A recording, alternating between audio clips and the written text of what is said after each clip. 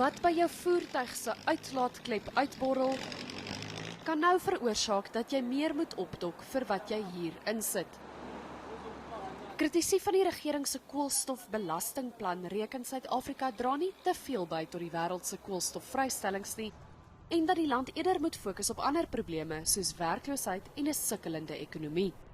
En op hierdie stadium om byvoorbeeld 15 of 20 sent tot petrol toe te voeg, 3 sent verder by te voeg op jou elektrisiteit, kan nogal 'n redelike druk op die verbruiker en op industrie pas, juis wanneer ons dit nie nodig het nie. Schuessler gee toe Suid-Afrika is een van die lande wat die minste geraak word, maar sê daar is ook vrae oor waarop die belastinggeld bestee sal word.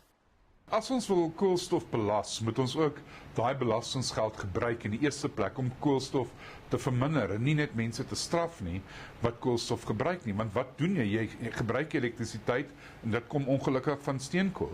Hoe kan jy steenkoolbelasting instel terwyl nog 90% van jou krag van steenkool afkom? So hierdie koolstofbelasting is vir my 'n bietjie van 'n probleem.